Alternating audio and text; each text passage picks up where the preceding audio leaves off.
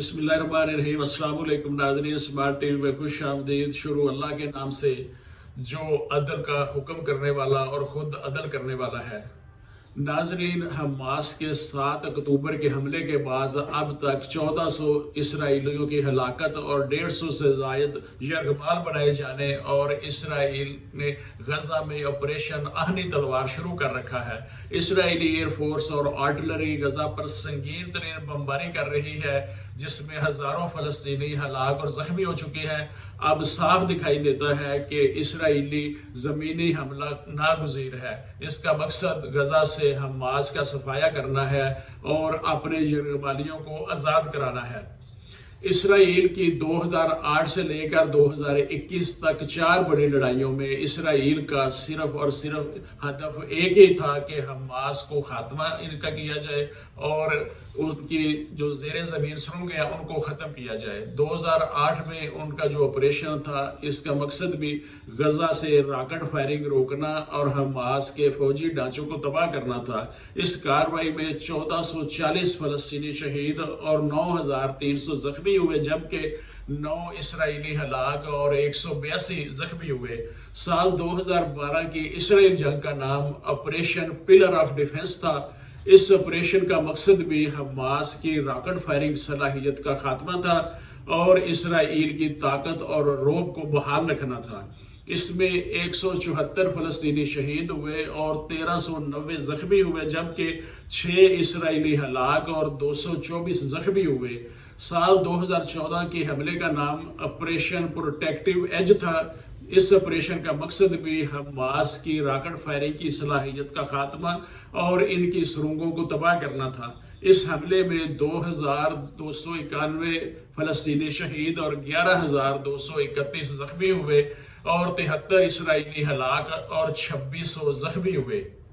साल 2021 के हमले मार्का सैफुल कुदस में 226 फ़लस्तीनी शहीद हुए और 2000 से ज़ायद ज़ख्मी हुए, जबकि 13 इसराइली हलाक हुए। जो जो इसराइल जुल्म ढाता गया, हमास की ताकत को ख़त्म करने के लिए हमले करता रहा। हमास उससे ज़्यादा ताकत से उभरती रही। अब मौजूदा लड़ाई में शहीद होने वाले फ़लस्तीनियों की तादाद 8000 से तजावज़ कर चुकी है और 3600 से ज़ायद बच्चे और 1800 से ज़ायद ख़वातीन इसमें शामिल हैं। 22000 से ज़ायद ज़ख्मी हैं और 1650 फ़लस्तीनी लापता हैं। गजा में इंटरनेट और फ़ोन की सहूलत बहाल कर दी गई है और इसकी बहाली के लिए मजीद काम हो रहा है। इंटरनेट सर्विस बहाल हो चुकी है। हमास का कहना है कि गजा के शहरी इस लड़ाई को फैसला कुन मार का तस्वर करें और हमारे साथ उठें और दुश्मन को नए किस्म की मौत का मजा चखाएं। हिजबुल्लाह भी इसराइल को हदफ का बना रहा है और एक इसराइली टैंक उन्होंने भी तबाह किया है।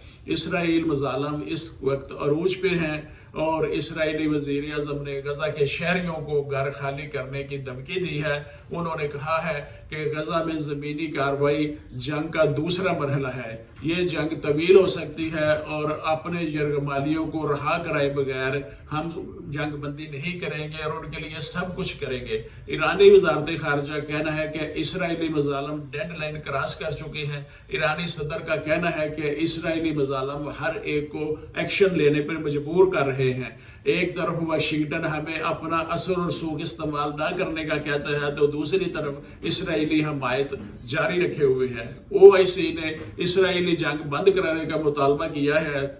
तैयब उर्दगान ने इसराइल के हमलों को पागलपन करार दिया है। सऊदी अरब ने भी अमेरिका के दोहरे म्यार पर तनकीद की है और ईरान ने कहा है कि अगर सेहूनी हमले बंद ना हुए तो किसी बात की ज़मानत नहीं दी जा सकती। OIC के सेक्रेटरी जनरल हुसैन इब्राहिम ताहा ने सलामती कौंसिल के मुस्तकिल रुकन मेंबरान से और अक़वाम मुत्तहिदा के सेक्रेटरी जनरल से और इंसानी हकूक़ की बुनियादी ढांचे के कमिश्नर से अपील की है कि इसराइली हमले को फौरी तौर पर बंद करवाया जाए, फ़लस्तीनियों को आलमी तहफ़्फ़ुज़ और आलमी इमदाद दी जाए। OIC से इसी किस्म की तवक्कात तो वाबस्ता थी और ऐन उसी के मुताबिक OIC ने एलामिया जारी किया है। जंग बंदी फ़ौरन होनी चाहिए, इंसानियत को बारूद से पाक किया जाए।